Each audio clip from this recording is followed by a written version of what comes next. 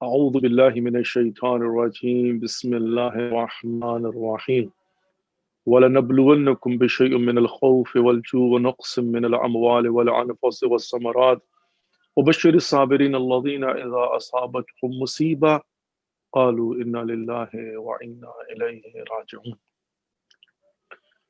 सबसे पहले तो मैं जो भी इस वक्त इस मजलिस को देखने वाले और सुनने वाले हैं उनसे गुजारिश करूँगा कि आइए एक मरतबा सूरह फातिहा और 3 मरतबा कुल हुवल्लाह की तिलावत करते हैं मरहूम व मग़फ़ूर सैयद अली आबिदी इब्न सैयद शहनशाह हुसैन साहब के लिए।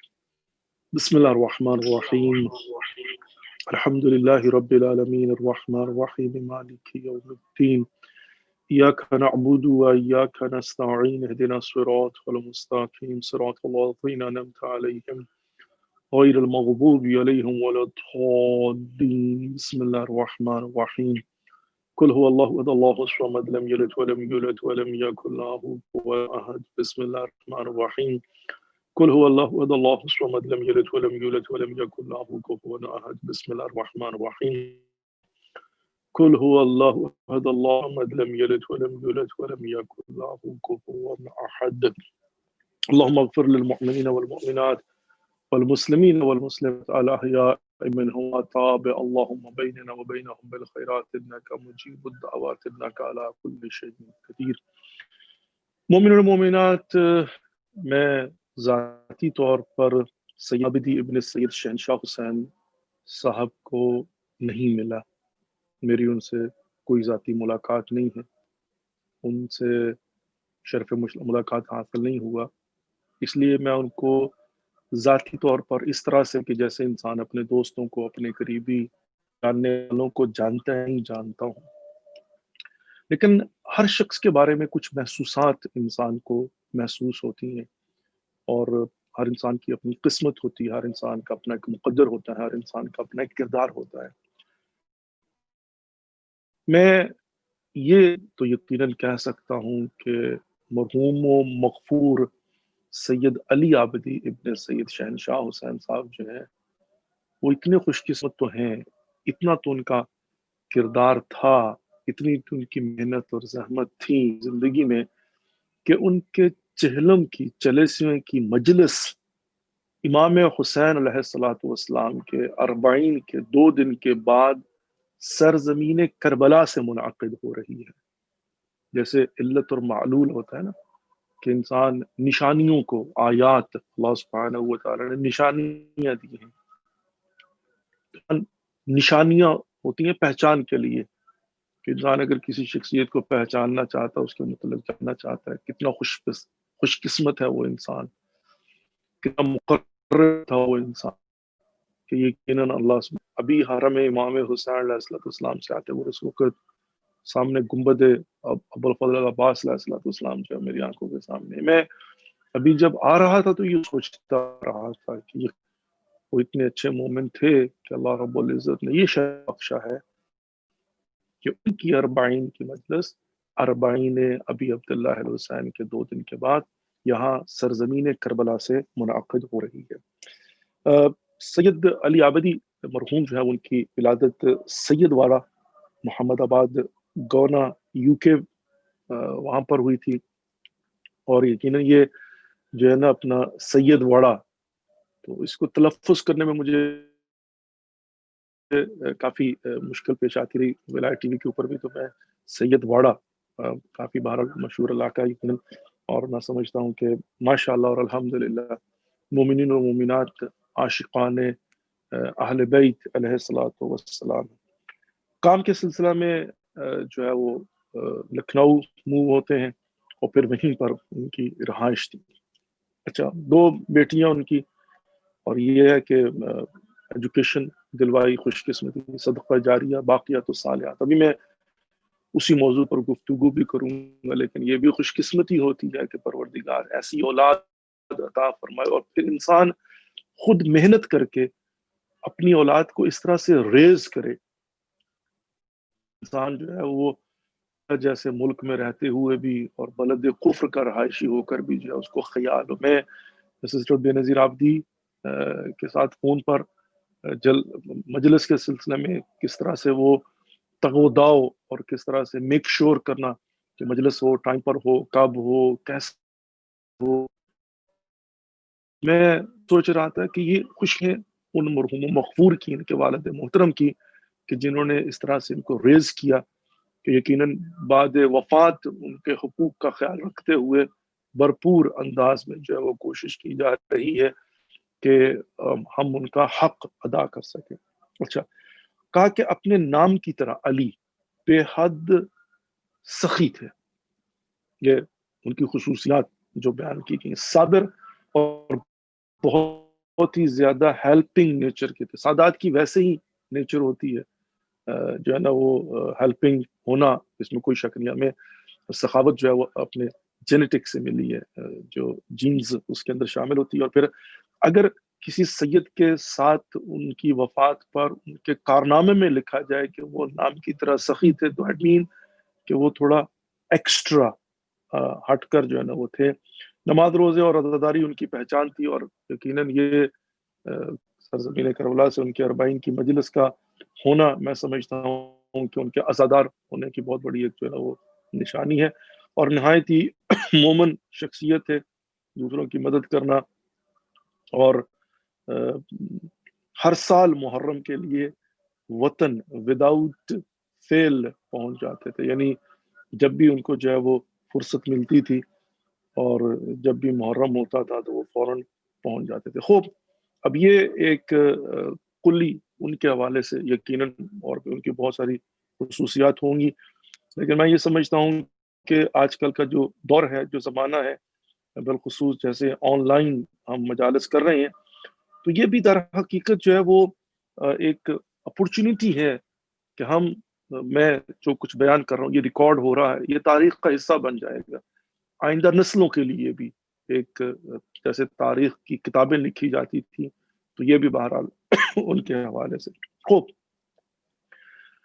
मैं 2-3 बातें अर्ज़ करना चाहता हूँ सरज़मीन करबला से बैठकर, और इसाले सवाब के लिए, इसलिए कि मजलिस इसाले सवाब का असल फ़लसफ़ा ये होता है कि जो कुछ आप इस गुफ्तगू से, इस महफ़िल से, मजलिस से, ज़िक्र से हासिल करते हैं, वो मरहूम और मग़फ़ूर की बारगाह में हदिया करते हैं, इसाले सवाब करते हैं। अच्छा, अब जो कुछ हासिल होता है उसमें तो 2-3 तरह के मामलात हैं। नंबर 1 कि आप ज़िक्र अली यानी इबादा, अब ज़ाहिर मोहम्मद व आले मोहम्मद का बिलख़ुसूस रसूल खुदा, ख़त्मी मर्तबत मौला कायनात अली इब्न अबी तालिब, तब सबका ज़िक्र करना इबादत है। लेकिन वो वन टाइम इबादत है ना, वन टाइम इबादत से मुराद ये कि आपने जब ज़िक्र किया आपको सवाब मिलेगा। जब-जब ज़िक्र करेंगे सवाब मिलेगा। ज़य्यिनू मजालिसकुम बिज़िक्रि अली इब्न अबी तालिब। जिस मजलिस में ज़िक्र अली होगा, वो मजलिस उसको जो है ना वो ज़ीनत मिल जाएगी, ज़िक्र अली इब्न अबी तालिब अलैहिस्सलाम। लेकिन एक कुछ सवाब की होती है, जैसे मैंने अभी अर्ज़ किया था ना, बाक़ियातुस सालिहात, सदक़तुन जारी। वो ये है कि ऐसा सवाब और ऐसी इबादत कि जो कंटिन्यू करे, फ़ेल मुज़ारे की तरह।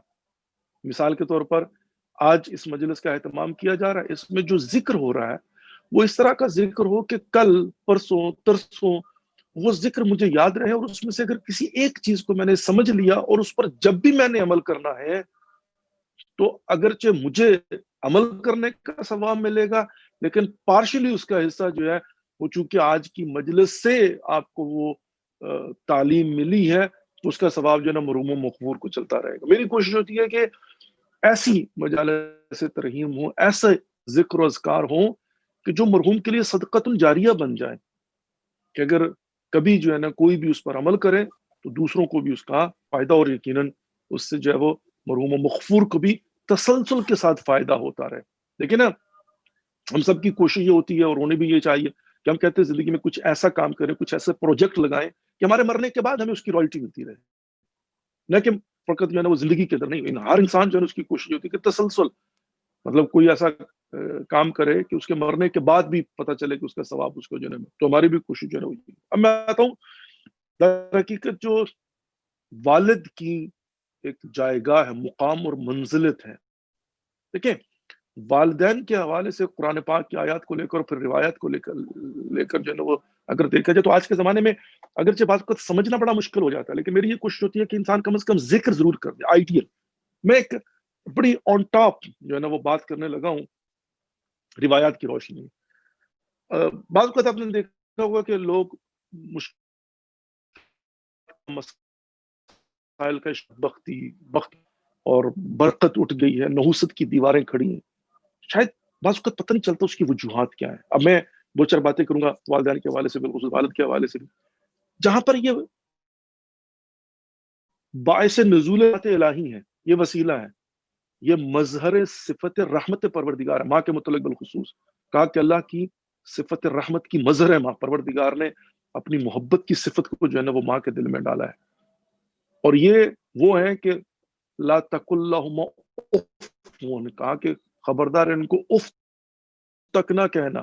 وبالوالدین احسانہ ہے. یہاں پر جو ہے نا اللہ سبحانہ و تعالیٰ نے جہاں پر کہا کہ لا تعبدوا الا اياه وبالوالدین احسانہ، خبردار کسی کی عبادت نہیں کرنا سوائے خدا کے، اور عبادت بتمام معنی. حتیٰ جو ہے کہ علم احد علیکم یا بنی آدم اللہ تعبدوا الشیطان انہ لکم عدو مبین. تو یہاں پر جو تعبد یعنی عبادت کے معنی میں پیروی نہ کرنا، کہا کہ خبردار علم احد علیکم یا بنی آدم اللہ تعبدوا الشیطان، کیا تم سے وعدہ نہیں لے لیا ہم نے کہ تم نے شیطان کی پیروی نہیں کرنا. یہاں پر عبادت شیطان، تعبد الشیطان کا مطلب یہ نہیں کہ شیطان کو سامنے سجدہ کیا جاتا، نہیں، بلکہ اس کی پیروی نہ کرنا، اس کی بات نہ سننا. تو یہاں پر عبادت فقط خدا کی بے تمام معنی، پیروی خدا کی، اطیع اللہ و اطیع الرسول، اطاعت خدا. عبادت ایاک نعبد و ایاک نستعین، ہم نے عبادت خدا کی کرنی ہے، اطاعت خدا کی کرنی ہے. اب ہم دیکھتے ہیں کہ یہاں پر جو اطاعت اور عبادت خدا اس کے ساتھ کیا، وہ بالوالدین احسان ہے، والدین کے ساتھ. تو اس کے نتیجے میں ملے گا کیا؟ اگر یہ کہا جاتا ہے کہ اگر کوئی شخص جو ہے وہ خدا نہ خواستہ استغفر اللہ ربی وتوب الیہ اپنے والدین کا نافرمان ہو، تو وہ لا یشم رائحۃ الجنہ، وہ جنت کی خوشبو تک جو ہے وہ نہیں پائے، نہیں کر سکے گا، سونگ نہیں پائے گا خوشبو بہشت کو. تو وہیں پر جو ہے نا یہ والدین خود باعث سے نزول رحمات پروردگار ہے اگر ہم ان کی خدمت کریں. حتیٰ یہ ہے کہ النظر الی وجہ، کہا کہ اگر آپ نے ان کے چہرے کی طرف پیار اور محبت سے دیکھا، وہ بھی عبادت ہے، آپ کے گناہوں کا کفارہ ہو جاتا ہے. اور ان کی خدمت کرنا جو ہے وہ در حقیقت وہ صلہ رحمی کی سپرلیٹو، یعنی جہاں پر احسان والے اس کے سوا کچھ ہے ہی نہیں. کہا احسان کرو ہر حال، حتیٰ کافر اور مشرک کیوں نہ ہو، ٹو دیٹ ایکسٹینٹ. اچھا، اب یہ سارا سینیریو اور آج کل کے زمانے اور تقاضوں کو سامنے رکھتے ہوئے ایک روایت کی طرف اشارہ کر کے پھر میں آگے بڑھوں، اور وہ یہ ہے کہ بعض لوگ جو ہے نا ڈپلومیٹک، مطلب میں اس کو کہوں گا اس معنی میں، ناٹ آلویز، لیکن یہاں پر منافقت سے کام لیتے ہیں. ڈپلومیسی کیا ہے کہ وہ والدین کے سامنے بڑا خوش اسلوبی سے ملیں گے، برداشت کریں گے. آپ نے دیکھا ہوگا کہ شوہر بیوی سے کہتا ہے کہ برداشت کرو، کوئی بات نہیں، میرے بوڑھے ماں باپ ہے، پلیز مطلب جو ہے نا وہ میرے ساتھ کوآپریٹ کرو. یہ تھوڑے عرصے کے بعد اللہ کو پیارے ہو جائیں گے، جب تک زندہ برداشت کرو. یہ برداشت کا لفظ جو ہے نا، میں ایک روایت کی طرف اشارہ کر، یہ جو کہتے ہیں نا برداشت کرو، برداشت کا مطلب کیا ہوگا؟ اب یہ جو کر رہے ہیں برداشت مجھے پسند نہیں ہے، لیکن I have to bear with it، یعنی مجھے اچھا نہیں لگتا، یعنی دل سے میں پسند نہیں کرتا ہوں. برداشت کا مطلب یہ نا، برداشت صبر پر کیا، برداشت صبر ہے نا، صبر مصیبت پہ کیا جاتا ہے نا. وبشر الصابرین الذین اذا اصابتهم مصیبہ قالوا انا للہ وانا الیہ، جب ان پر کوئی مصیبت نازل ہوتی ہے تو ان کو بشارت دے دو جو صبر سے کام لیتے ہیں. وبشر الصابرین الذین اذا اصابتهم مصیبہ، رائٹ. صبر کیا ہے کہ وہ مصیبت ہے. اب گھر میں والدین آتے ہیں، شوہر بیوی سے کہتے ہیں پلیز تھوڑا مہربانی کرو، برداشت کر لو، یعنی صبر سے کہا، یعنی یہ مصیبت ہے. اب اگر توجہ کرے، وہ کہتے ہیں کہ ان بٹوین دی لائنز اگر آپ پڑھیں تو میں ان کو مصیبت سمجھ رہا ہوں، لیکن اس پر کہہ رہا ہوں کہ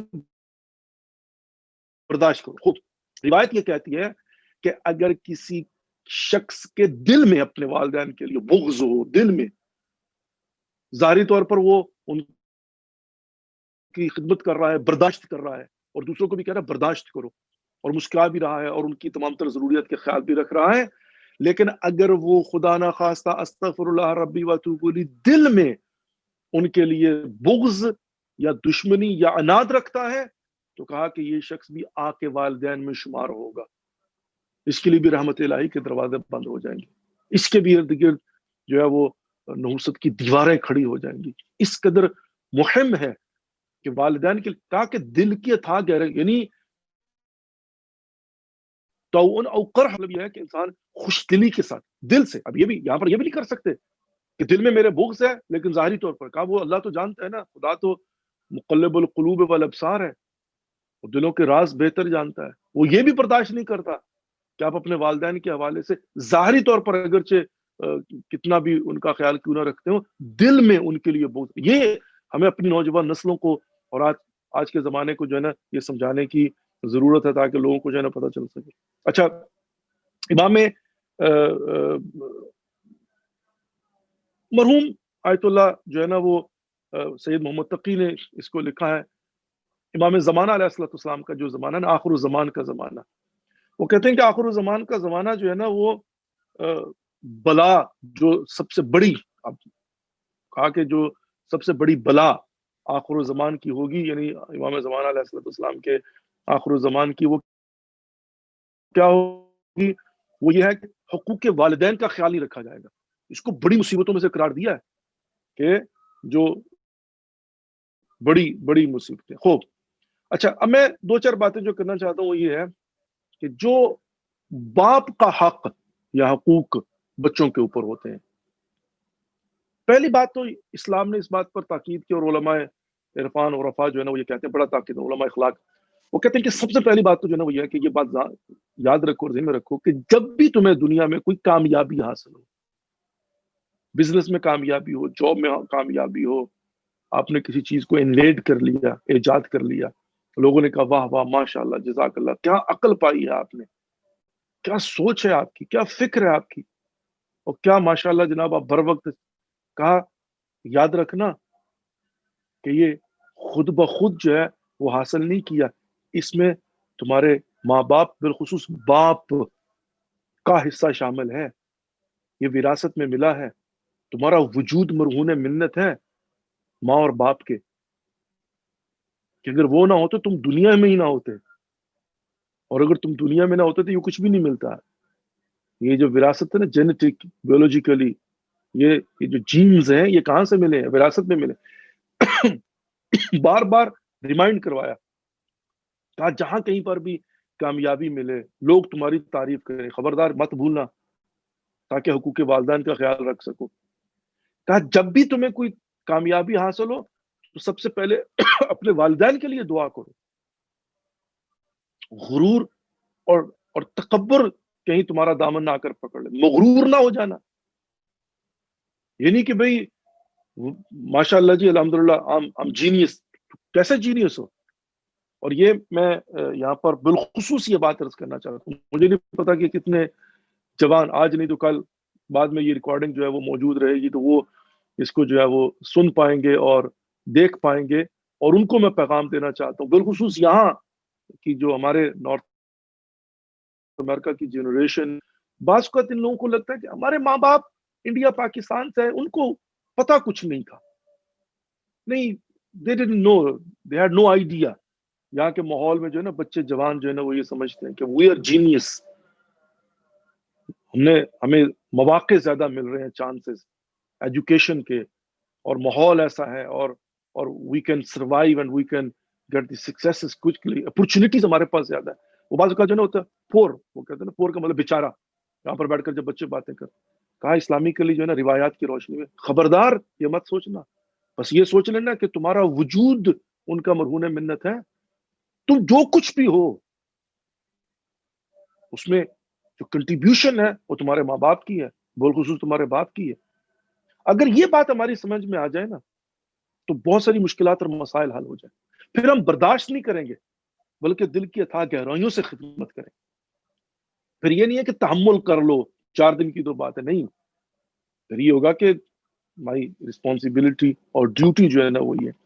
اچھا، یہاں پر جو باپ کے حقوق اور بہت سارے جہاں پر ہیں، سب سے پہلے کیا کہ فحق الوالد علی الوالد ان یطیعه فی کل شیء الا فی معصیت اللہ سبحانہ وتعالی. یہ بڑی امپورٹنٹ بات ہے.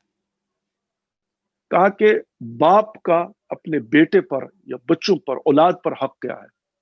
حق الوالد علی الولد، کیا حق ہے؟ ان یطیعہ فی کل شیء، یہاں پر بہت بڑی بات ہے کہ آپ ہر بات میں اس کی اطاعت کریں، الا فی معصیت اللہ، مگر یہ کہ اگر وہ معصیت پروردگار کی طرف آپ کو جو ہے نا وہ اس کا حکم دے، نہیں، پھر یہاں ظاہر ہے وہ باپ کا بھی خالق جو ہے، جب اس میں اور اس میں کنٹرڈکشن ہوتی ہے تو پھر باپ سے اوپر، یعنی پھر خدا سے اوپر تو نہیں نا، تو یہاں پر جو ہے لیکن یہ بہت بڑی بات ہے، اور یہ حق ہے باپ کا کہ اولاد جو ہے اس کی اطاعت کرے، اس کو گھر کا سربراہ مانے، اس کا مشورہ نہیں، اس کا حکم مانے.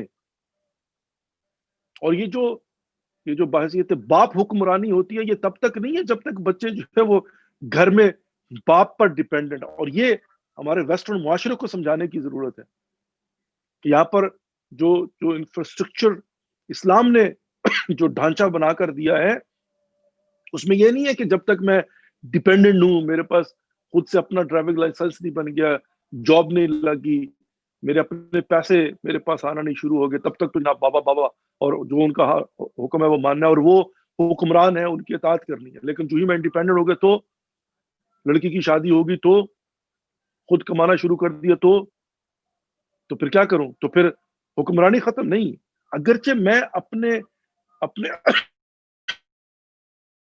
خانوادے کیل کے بعد اپنے گھر کا سربراہ بن جاؤں گا، لیکن اطاعت کرنے میں باپ کی حکمرانی کو چیلنج نہیں کر سکتا.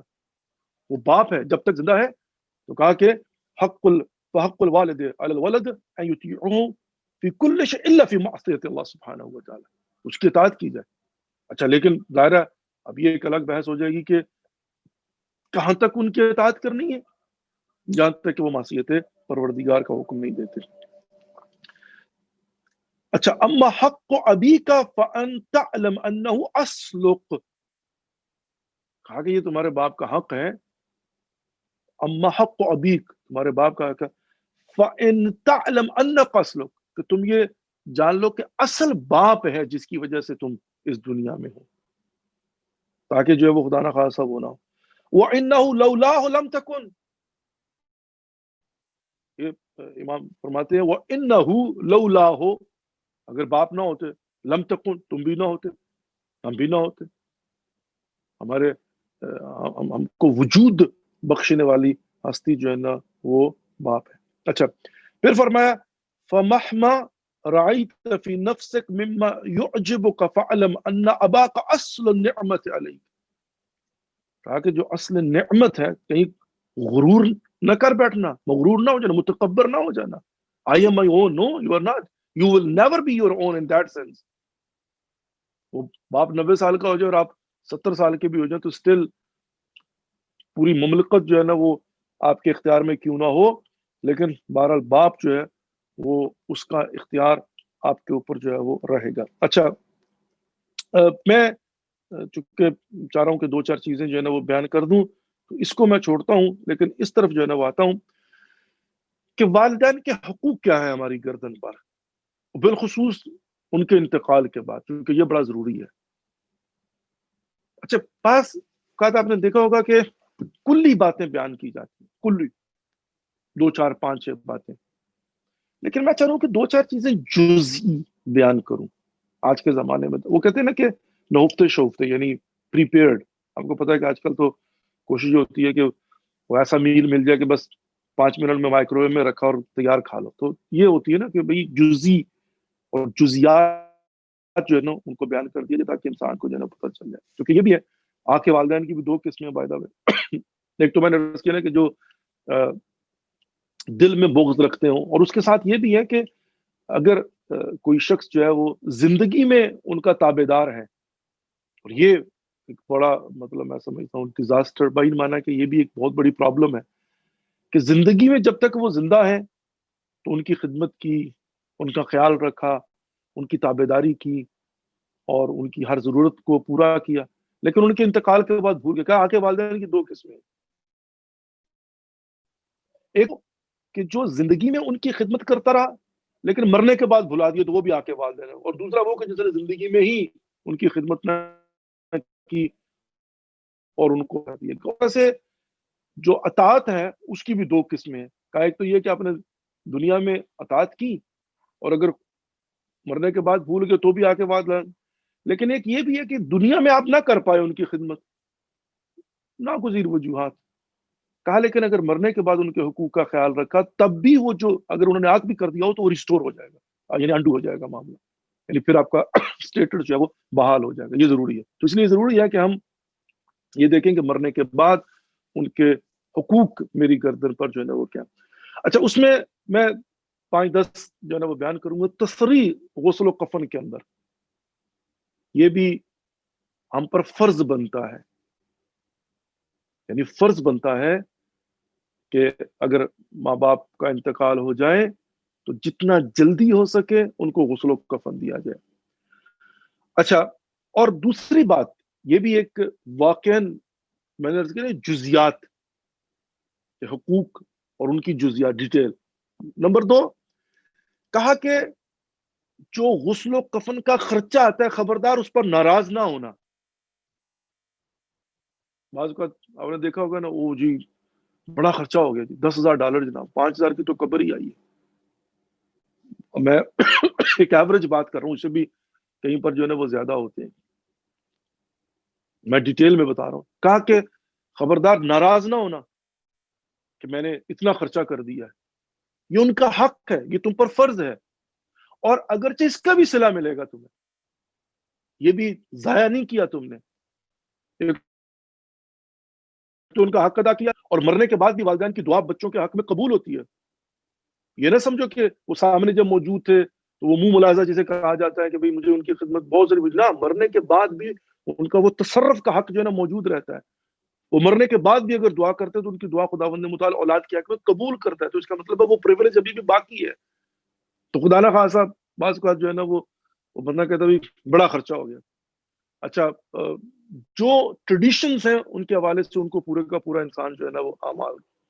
کہا کہ جو ان کی وصیت ہے اس پر منوعاً عمل کرے، اپنی مرضی سے نہیں، ان کو سمجھ نہیں تھی، نہیں ان کو پتہ نہیں چلا، نہیں ایسا تو نہیں ہوتا، نہ نہ نہ، جو وصیت ہے. اچھا، اگلی بات، شب دفن ان کی نماز وحشت ضرور پڑھے. اور یہ اکثر ایسا سننے کو ملتا ہے اور ہو جاتا ہے کہ غم کی حالت میں انسان بھول جاتا ہے کہ نماز شب پڑھے، اپنا نماز وحشت قبر. کہا یہ ان کا حق ہے، یہ ان کو اس پر مطلب ضروری ہے کہ میں دفن کی رات میں ان کے لیے نماز وحشت پڑھوں. اور نمبر دو جو ہے وہ ان کے لیے صدقہ دوں، یعنی صدقہ اور خیرات جو ہے وہ دوں، تاکہ جو ہے وہ ان کی جو قبر کی منزلیں ہیں وہ آسان ہو جائیں. اچھا، اگلی بات، اگر وہ تاجر تھے، بازاری تھے، ان کا لوگوں کے ساتھ لین دین بہت زیادہ تھا، تو میک شور کروں کہ ان کا دین ادا کر دوں. It's my responsibility. اچھا، اس میں ایک اور چیز جو ہے نا وہ یہ ہے، اگر وہ 1/3 ویسے ان کا حق ہوتا ہے کہ جو انہوں نے وصیت کی اس کو پہلے ہی جو ہے وہ نکال دیا جائے، ورثہ اس کو تقسیم بھی نہیں کر سکتے. ایک بات کیا ہے بہت ہی ضروری ہے، وہ یہ ہوتا ہے کہ اگر ماں باپ کسی کے ساتھ ناراض تھے، وہ ناراضگی ہو جاتی ہے، بہن بھائیوں میں ہو گئی، رشتہ داروں میں ہو گئی، دوست احباب میں ہو گئی، اور یہ بھی ایک مسئلہ ہوتا ہے، کہتے ہیں who cares. کہا کہ اگر ماں باپ کے درمیان یعنی مرحوم جو ہے ان کی کسی کے ساتھ ناراضگی تھی تو میں کوشش کروں ان کے مرنے کے بعد ان کے لیے رضایت حاصل کروں. بعض اوقات جو ہے وہ لوگ جو ہے نا وہ مرنے کے بعد کہتے ہیں نہیں مرحوم نے ہمارے ساتھ بڑی زیادتی کی. ہو سکتا ہے زیادتی کی ہو، کہا یہ بھی ان کا حق بنتا ہے کہ مرنے کے بعد میں کوشش کروں کہ اپنے طور پر کہ پلیز معاف کر دیجئے. رد مظالم، اور رد مظالم یہ کہ اگر انہوں نے کسی کے ساتھ کوئی زیادتی کر دی ہوئی ہے تو میں کوشش کروں کہ اس کا کفارہ دے کے. اچھا، اب یہ تو کامن سی چیزیں ہیں کہ اگر ان پر حج واجب ہے تو وہ حج کروں یا کرواؤں، اگر واجب نہیں تو مستحب بھی ان کی قضا نمازیں پڑھوانا، یہ ساری چیز. کہا کہ ہر روز اگر ہو سکے تو بے شک ایک مرتبہ قل هو اللہ یا 3 مرتبہ قل هو اللہ جو ہے نا کوشش کرے ہر روز، اگرچہ ایک سورہ ہی کیوں نہ ہو، قرآن تلاوت کر کے اپنے والدین کے لیے بھیجے. اس کے زندگی پر رات ہوتے ہیں تاکہ انسان جو ہے نا وہ ہر روز کم سے کم جو ہے نا وہ آپ نے ہدیہ کرنا ہے والدین کے لیے، لیکن اس کے صدقے میں پروردگار آپ کے گناہوں کو معاف فرما دیتا ہے، اس کے صدقے میں آپ کے لیے رحمات اور برکات کا نزول کر دیتا ہے. ہر نماز خصوصی طور پر دعا کی جائے. بھول جاتے ہیں 2-4 مہینے کے بعد، 6 مہینے کے بعد، سال کے بعد، لیکن یہ وہ ہے جو کنٹینیو کرتا ہے. اور یقیناً ہم بھی اپنے بچوں سے یہی چاہتے ہیں. اچھا یہ ہے کہ جب کبھی زیارت کی یا حج کے لیے جائیں تو ان کی نیابت میں زیارت کریں. عمرے کے لیے جا رہے ہیں تو طواف جو ہے نا ان کی خدمت، ان کی نیابت میں جو ہے نا وہ ضرور کریں. اچھا کہا کہ کوشش کریں ان کی قبر پر جائیں جب بھی آپ کو موقع ملے، جب بھی آپ کو فرصت ہو. یہ بھی ان کا حق، وہ انتظار کرتے ہیں. ایک بڑا مشکل ہوتا ہے کہ جب آپ کسی واقعہ بھی ہے کہ جب آپ کسی کو ہدیہ دیتے ہیں والدین، اب پہلی بات تو جو ہے نا وہ یہ ہے کہ مطلب وہ ایک بڑا مشہور واقعہ ملتا ہے کہ کسی عالم دین نے خواب دیکھا، اور خواب میں کیا دیکھا کہ ایک جمع غفیر ہے اور لوگ جو ہے نا وہ جا رہے ہیں، اور اسی کے پیچھے ایک بوڑھا شخص ہے جو بڑا اداس چلا جا رہا ہے. تو اس نے کہا بزرگوں یہ کون ہے اور آپ اداس کیوں ہیں، کیا مسئلہ ہے؟ انہوں نے کہا بیٹا کیا بات بتاؤں آپ کو کہ میں یہ سب روحیں ہیں، مر چکے ہیں، برزخ کے لوگ ہیں، اور آج شب جمعہ تھی، ان سب کو ان کے بچوں نے تحائف بھیجے ہیں، مجھے میری اولاد نے کچھ نہیں بھیجا، میں ناراض ہوں. اور ناراضگی ظاہر ہے اس بات کی کہ شرمندگی بھی ہوتی ہے. روحوں کو اجازت ملتی ہے، شب جمعہ آتی ہے، دم دار انتظار کرتی ہیں، بلکہ ندا کرتی ہیں، لیکن وہ جو مادی پردے ہیں ان کی وجہ سے ہم ان کی آواز کو سن نہیں پاتے. ویلا وہ پکار کر کہتے ہیں کہ ہم نے تمہارے ساتھ ساری زندگی جو ہے وہ نیکی کی، بھلائی کی، تمہارے لیے قربانیاں دی، تو کچھ ہدیہ ہمیں جو ہے نا وہ دے. اور ہدیہ کیا، ایک سورت فاتح پڑھ کے بخش دیں، گھر میں جو کھانا پکایا اسی پر نیت کر دیں، لیکن بھلا دیتے ہیں. اچھا خوب، انہوں نے بزرگوں یہ بتاؤ کہ آپ کا بیٹا ہے، اس کو ایڈریس دے دیا. اب یہ خواب سے اٹھے اور انہوں نے کہا کہ میں ڈھونڈوں جا کر ان کو جو ہے وہ پتہ کروں کہ وہ کون ہے اور کون نہیں ہے. تو وہ کہتے ہیں کہ وہ ڈھونڈنے کے تک یہ پتہ چلا کہ دھوبی کا گھر ہے، اور جو انہوں نے نام بتایا تھا یہ بالکل ایگزیکٹلی وہی ہے، کلباب کی. تو جی تو میں عرض یہ کر رہا تھا کہ بہرحال وہ جو ہے نا ان کے پاس گئے اور جا کر انہوں نے کہا کہ بھائی تعارف کروایا اپنا اور ان سے پوچھا کہ تم کون، اور انہوں نے بتایا کہ بھائی میں یہ ہوں اور وہ. تو انہوں نے کہا کہ اس نے کہا جی ہو گیا. تو کہا یہ بتاؤ کہ کیا تم نے کبھی اپنے باپ کے لیے کوئی خیرات کیا؟ اس نے کہا میرے لیے چھوڑ کیا گئے جو میں خیرات کروں، میں تو خود بڑی مشکل سے اپنا گزارا کرتا ہوں، میں کیا بھیجوں، کیا خیرات، کیا بھیجوں، اظہار کیا. اب انہوں نے ان کو سمجھانا شروع کیا کہ بھائی کچھ نہ کچھ بھیج دیا کرو، گھر میں کھانا پکاتے وہ کر اسی پر فاتحہ پڑھ دیا کرو. تو اس نے کہا جان چھوڑے کیوں آپ جو ہے نا مجھے تنگ کر رہے ہیں. کہتے ہیں کہ جب اس نے مولانا نے اصرار کیا نا تو اس نے ایک چلو بھر پانی اٹھا کر یوں پھینک دیا، کہا یہ لو میں نے جو ہے نا خیرات کر دی اپنے بابا کی روح کے لیے، یہی تھا میرے پاس، کچھ نہیں ہے، جاؤ جان چھوڑو.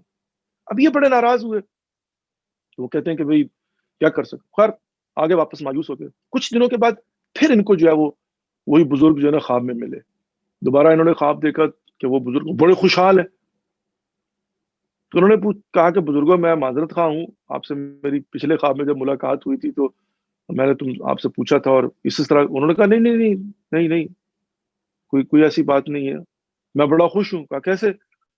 کہا اگرچہ میرے بیٹے کے حالات، یہ باپ جو ہوتا ہے نا، ماں باپ کتنا خیال ہوتا ہے، اس نے گستاخی کی ہے بیٹے نے، یعنی کہتے ہیں نا 100% 110% گستاخی کی ہے، اٹھا کر پانی پھینک کے جاؤ، اس کے علاوہ میرے پاس کچھ نہیں ہے. لیکن قربان جاؤں واقعا ماں باپ ایک عجیب مخلوق ہے خدا کی، اور چونکہ رحمت صفت خدا کے مظہر ہے. تو باپ نے کہا کہ نہیں، یقیناً میرے بیٹے کے حالات ٹھیک نہیں ہے اور وہ صدقہ خیرات نہیں کر پاتا تھا اور وہ واقعی اسٹرگل کر رہا ہے۔ کہا کہ لیکن یہ ہے کہ بہرحال جب اس نے وہ پانی اٹھا کے پھینکا نا تو کوئی مچھلی باہر تڑپ رہی تھی، واپس آنے کے لیے اسٹرگل کر رہی تھی، وہ پانی جو ہے وہ اس کو منہ میں گیا اور اسی کے صدقے میں پروردگار نے مجھے اس قدر انعام و کرام سے نوازا ہے کہ میں خوش ہوں۔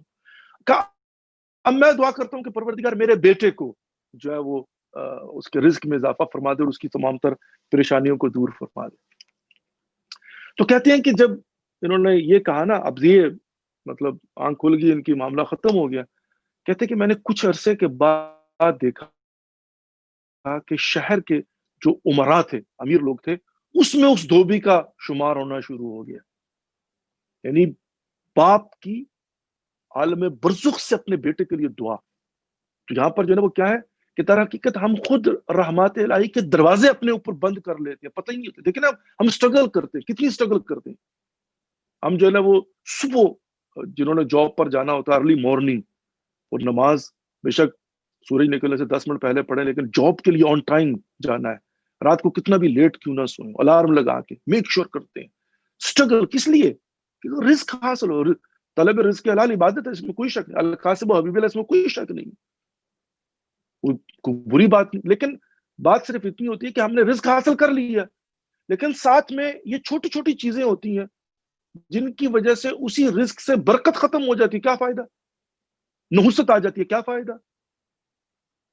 پھر مال ہے لیکن مال میں برکت نہیں ہے، جب برکت نہیں ہے تو کیا ہے؟ پھر یہ کہ کھانے کی 10 ڈشیں، وہ کہتے ہیں نا بھوک ختم نہیں ہو رہی، وہ سکون نہیں مل رہا، استغفر اللہ ربی خدا نہ کرے، اولاد نافرمان ہو رہی ہے، نفرتیں بڑھ رہی ہیں، قدورتیں بڑھ رہی ہیں، احترام ختم ہوتا جا رہا ہے، سمجھ نہیں آتی کسی کو بھی کیوں احترام ختم ہو گیا۔ اس لیے احترام ختم ہو گیا کہ ہمارے دلوں سے والدین کا احترام چلا گیا ہے، ہم ان کا خیال نہیں رکھ پا رہے، ہم ان کے لیے جو ہے وہ خیرات نہیں کر پا، ان کے مرنے کے بعد بھول جاتے ہیں، روٹین میں چلے آتے ہیں، کوئی صدقہ خیرات نہیں کرتے، ان کے لیے جو ہے وہ کوئی زیارت نہیں کرتے، ان کے لیے حج نہیں، عمرہ نہیں کرتے، ظالم نہیں کرتے، ہر روز روٹین نہیں بناتے کبھی بیٹھ کر جو ہے نا ان کے لیے کوئی سورہ فاتحہ پڑھ دیں، یا شب جمعہ جو ہے نا گھر میں جو کھانا پکا اسی کو جو ہے نا وہ کر دیں، یا میک شور کریں۔ تو یہ اور ظاہرہ ہوتا، اس سے ہوتا کیا ہے کہ یقیناً اسی سے پھر جو ہے وہ نحوستیں بڑھتی ہیں اور ایونچولی برکتیں اڑ جاتی ہیں۔ تو اگر ہم واقعا جو ہے نا وہ چاہیں کہ ہمارے رزق میں اضافہ ہو، ہمارے گناہ معاف ہو جائے، ہمیں سکون اور اطمینان ملے، ہمارے رزق میں برکت آ جائے، تو نہ فقط یہ کہ زندگی میں بلکہ مرنے کے بعد زندگی میں اگر کسی کو جناب جو ہے وہ توفیق مل جاتی ہے تو شکر للہ ہے، لیکن حتیٰ مرنے کے بعد بھی ان کا جو ہے نا وہ خیال رکھا جائے۔ اچھا حتیٰ یہاں تک بھی ملتا ہے، کہا کہ اگر انہوں نے خمس نہیں دیا ہوا تو کوشش کریں ان کے بہاف پر خمس دیں، ان کا قرضہ اتاریں۔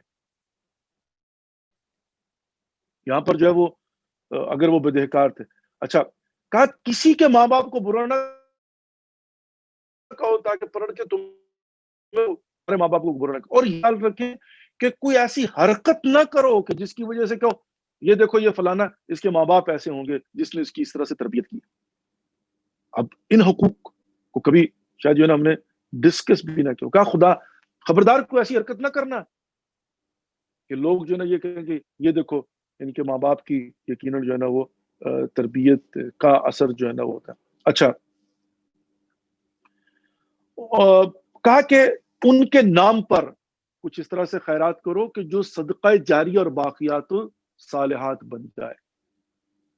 اور خلاصہ جو ہے وہ یہ ہے کہ یقیناً جب ہم اپنے والدین کے لیے خیرات کرتے ہیں، ان کا خیال رکھتے ہیں، ان کی یاد کو زندہ رکھتے ہیں، ان کے نام پر جو ہے کوئی کام کرتے ہیں، تو یقیناً اس کے فوائد ہماری زندگی میں اور آئندہ نسلوں میں آتے ہیں۔ میں ایک چھوٹی سی بات کر کے آگے بڑھنا چاہوں گا، اور واقعاً ایسا ہوتا ہے، ایسا ہوتا ہے، یعنی جو اوپر سے نیچے کی طرف آتا ہے، نیچے سے بھی اوپر کی طرف جاتا ہے نا، لائک وائز، اور پھر اسی طریقے سے آئندہ نسلوں میں۔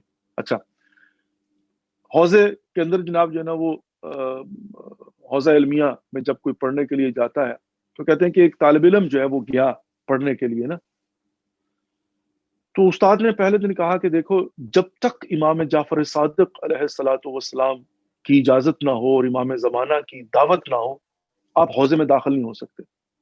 یہ سفرہ جعفر، امام جعفر صادق ہے نا. اب وہ شخص کھڑا ہو گیا، طالب علم تھا، نیا نیا حوضے میں، تو کھڑا ہو گیا. اس نے کہا کہ میں اس کو نہیں مانتا. کہا کیا مطلب؟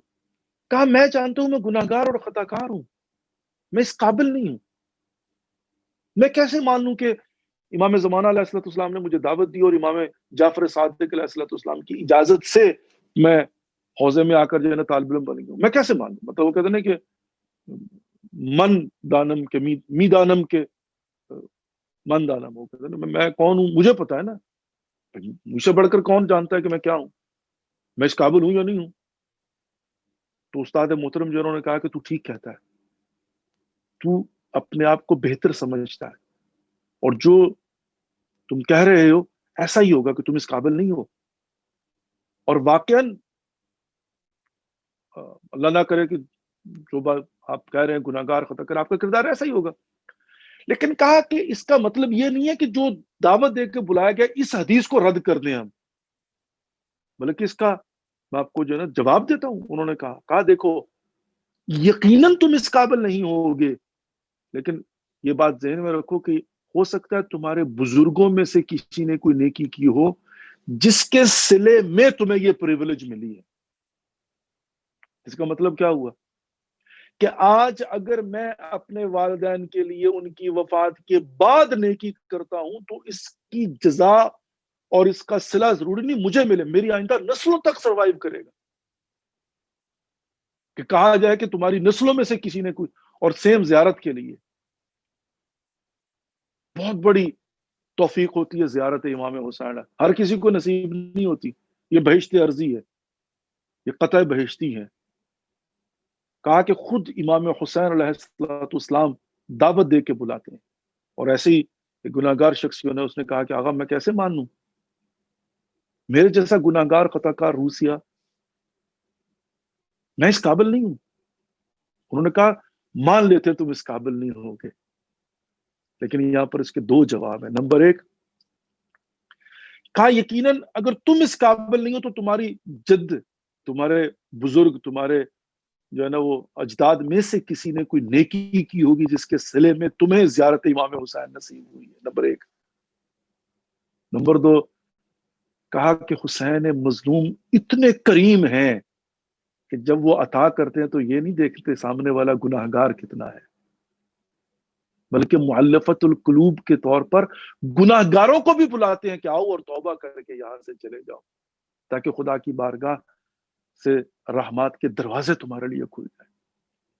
اور ملتا ہے یہ کہ عبید اللہ ابن حر جوفی سے جب ملاقات ہوئی، وہ کثیر المال تھا، کثیر المال تھا. بڑا مشہور واقعہ ہے نا کہ اس نے کہا کہ مولا یہ تلوار لیجیے اور یہ گھوڑا. کہا یہ تلوار مجرب ہے، آج تک جب بھی میں اس تلوار کے ساتھ کسی جنگ میں گیا ہوں فتح یاب آیا ہوں، اور یہ گھوڑا بڑا تیز رفتار ہے اور جنگ کے اندر میدان میں اس کی بڑی ضرورت ہے، میں نے ہمیشہ اس سے بھرپور استفادہ کیا، تو یہ لے لیجیے لیکن مجھے معاف کر دیجیے، کیونکہ کثیر العیال اور کثیر المال ہوں، ابن زیاد میرے خاندان کو تباہ کر دے گا اور میری ہر چیز برباد کر دے گا. تو امام نے دو جملے فرمائے تھے.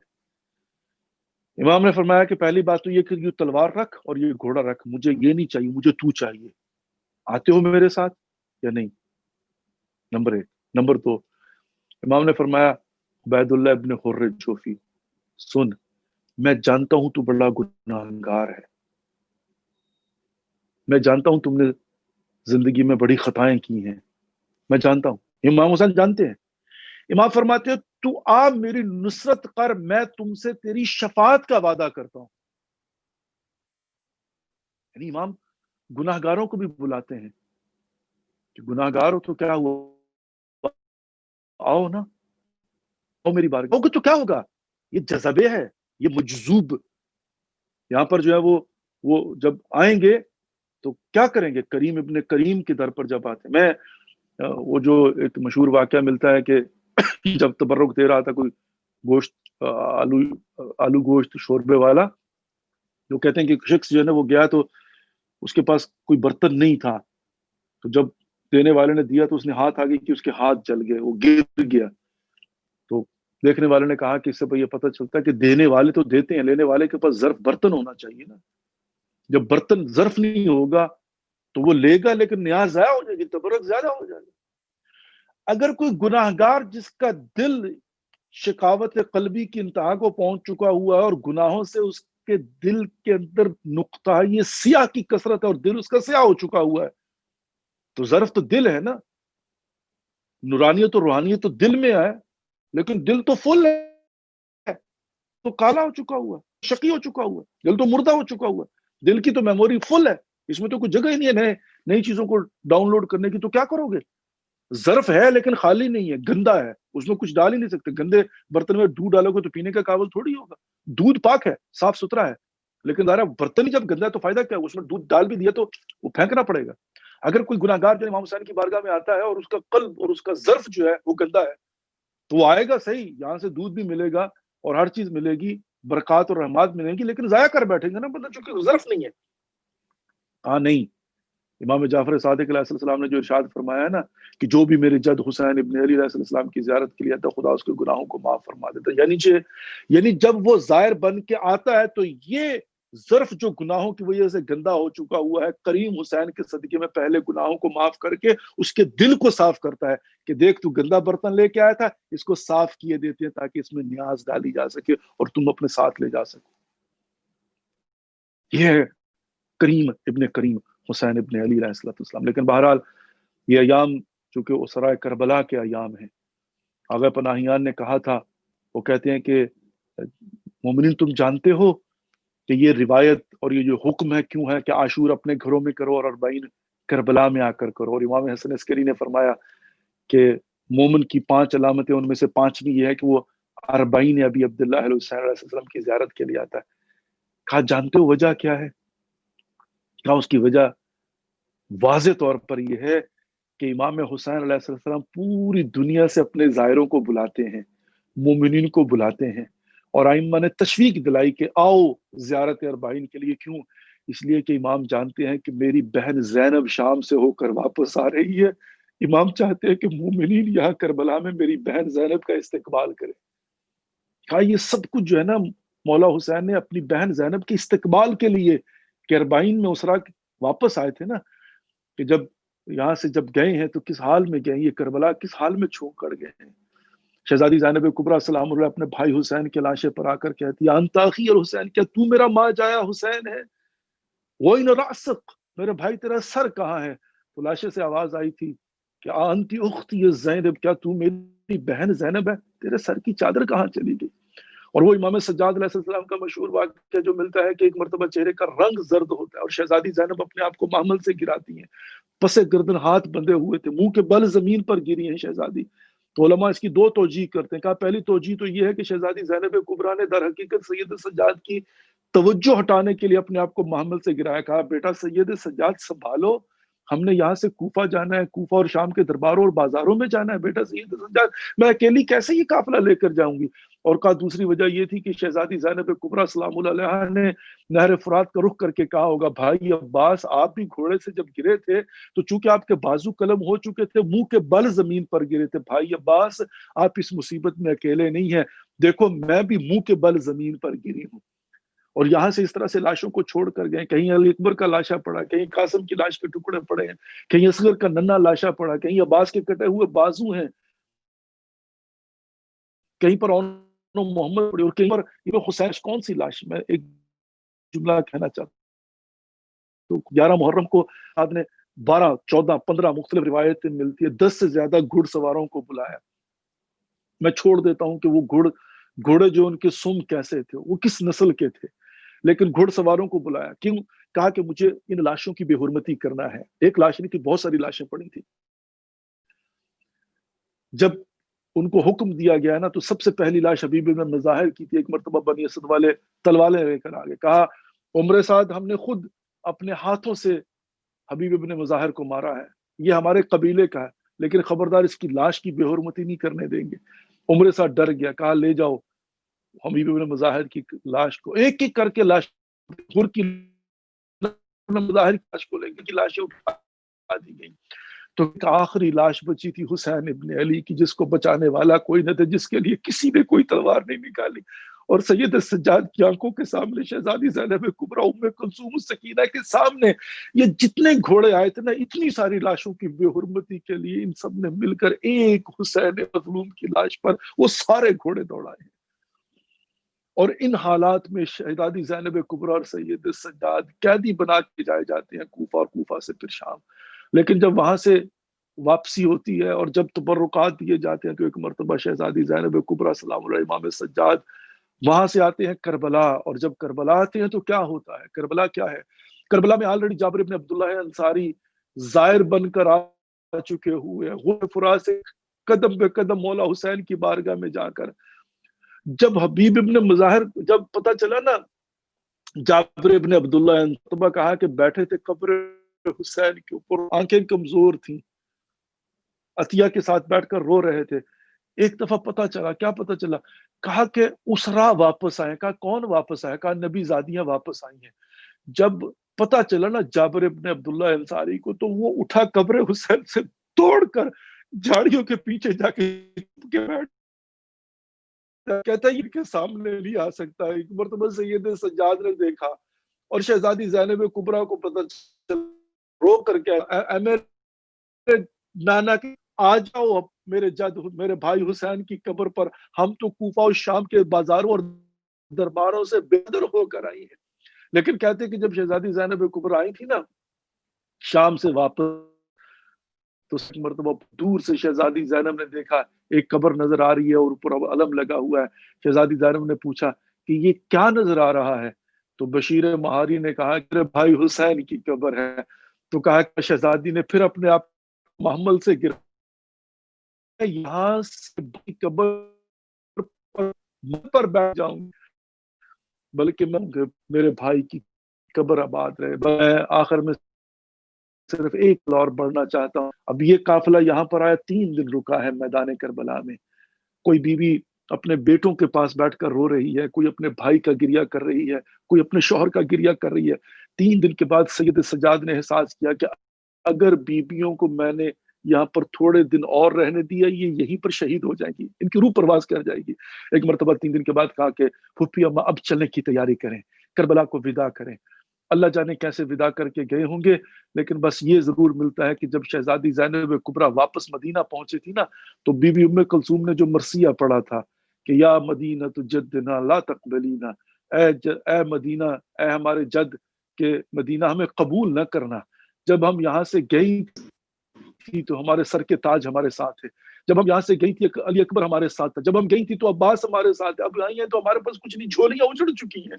اور لیکن کہتے ہیں کہ جب آدھی رات ہوئی ہے تو شہزادی زینب کبریٰ آدھی رات کو اٹھی ہیں اور اپنے نانا کی قبر پر گئی ہے، اور وہاں پر دروازے کو بند کیا ہے، چراغوں کو بجھایا ہے، اور شہزادی نے چادر کو اتارا ہے اور ایک مرتبہ بال کھول کے قبر کے اوپر اپنا سر رکھ کے کہا نانا اگر دیکھ سکو یہ نیزوں اور وہ زخم ہے کہ میری چادر چھینی تھی.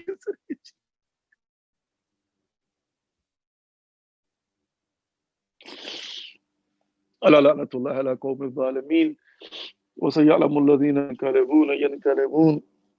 پروردگار یا خالق اکبر یا خالق کائنات، یا غفور یا رحیم یا کریم یا غفار یا استار یا حکیم، یا اللہ ہماری اس قلیل سی بات کو اپنی بارگاہ میں ہدیت مقبول و منظور فرما. خالق اکبر یا خالق کائنات، یا اللہ جو ممنونات پہ اولاد عطا فرما، جو بیمار ہے میرے مالک و خالق، بیمار کربلا کا صدقہ شفائے کامل و عاجل عنایت فرما. بالخصوص جو کرونا وائرس کے مریض ہیں میرے مالک و خالق، ان کو شفائے کامل و عاجل عنایت فرما. پروردگار آج کی مجلس کا ثواب میرے مالک و خالق مرحوم و مغفور سید علی عابدی صاحب کو ارسال فرما. اور پروردگار یا خالق اکبر یا خالق کائنات ان کی قبر پر خصوصی رحم و کرم عطا فرما، اور ان کی ہر منزل کو آسان فرما. ان کی قبر کو جنت کے باغوں میں سے ایک باغ قرار عطا فرما. ان کے لواحقین کو ان کے غم میں صبر جمیل اجر عظیم عنایت فرما. شفاعت محمد و آل محمد، بالخصوص شفاعت حسین ابن علی، بالخصوص شفاعت خاتون محشر سے مشرف فرمانا. میرے مالک و خالق تو دلوں کے راز بہتر جانتا ہے. جن جن مومن اور مومنات کی جو جو دعائیں ہیں سب کی دعاؤں کو مستجاب فرما. ہمیں اپنے والدین کا احترام کرنے کی اور اگر ان کا انتقال ہو چکا ان کے حقوق کو پورا کرنے کی توفیق نصیب فرما. آپس میں پیار محبت کے ساتھ رہنے کی توفیق نصیب فرما. ہمارے 12ویں امام زمانہ کے جلد ظہور فرما. ہم سب کو ان کی زیارت سے مشرف فرما. پروردگار بار بار معرفت کے ساتھ زیارات مقامات مقدسہ سے مشرف فرما. ربنا تقبل منا انك انت السميع العليم برحمتك یا ارحم الراحمین. اللہ سبحانہ و تعالیٰ آپ کی اور ہم سب کی توفیقات خیر میں اضافہ فرمائے اور مرحوم و مغفور کی مغفرت فرمائے. جزاک اللہ. اور اللہ یسلمک. میں کربلا میں آپ سب مومن اور مومنات کی طرف سے بھی نائب الزیارہ ہوں اور آپ کی طرف سے بھی انشاءاللہ ایک سلام مولا حسین اور مولا عباس کی بارگاہ میں پہنچا دوں گا. دعا میں یاد رکھیے گا. التماس سے دعا پر محمد وآل محمد صلوات اللہم صلی علی محمد وآل محمد وعجل